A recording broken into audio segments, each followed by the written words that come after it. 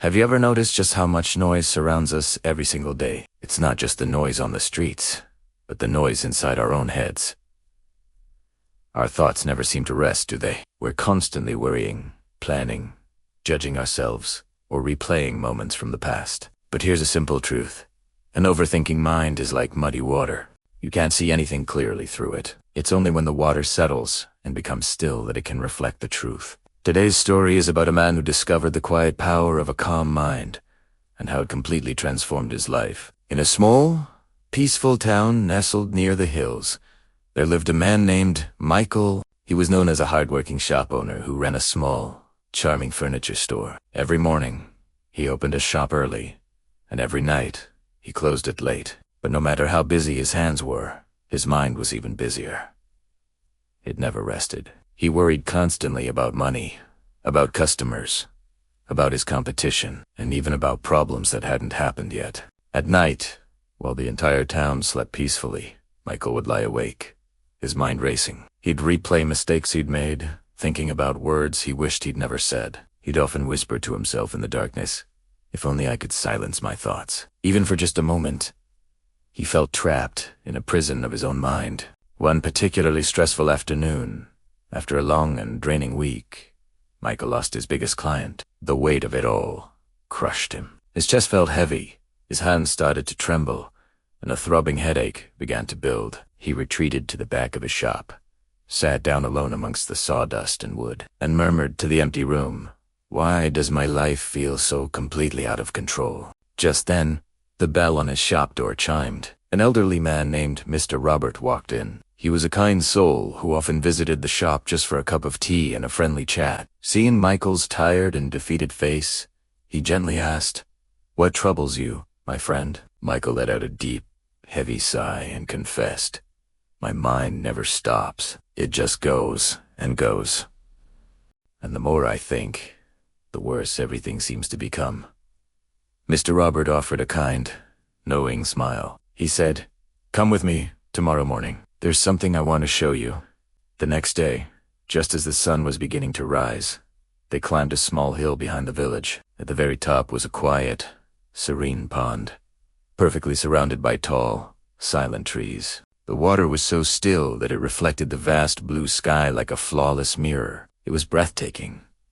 Mr. Robert picked up a stick from the ground and gently stirred the water. Immediately, the perfect reflection of the sky vanished, replaced by swirling ripples and floating bits of dirt and leaves from the bottom. Then he turned to Michael and said, "This pond is your mind.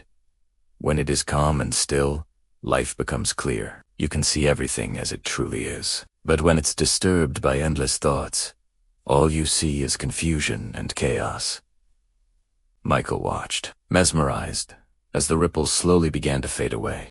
The dirt settled back to the bottom, the water became perfectly still once more, and the beautiful reflection of the sky returned. In that moment of pure silence, watching the water settle, something deep inside him shifted. He felt a sense of clarity he hadn't experienced in years.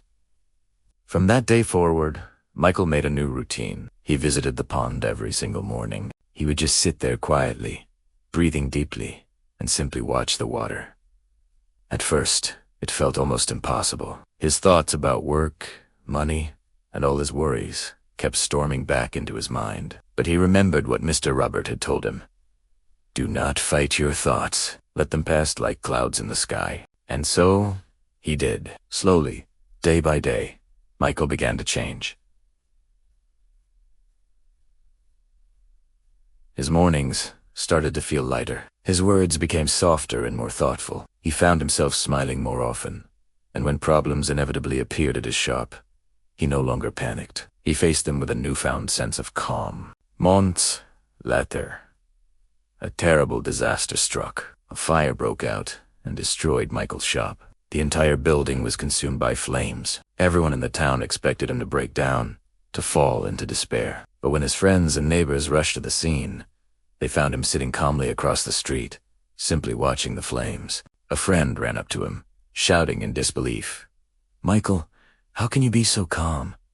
You've lost everything." Michael looked at his friend and replied gently, "I've lost wood and nails, not my peace. I can always rebuild a shop, but I can't easily rebuild a broken mind.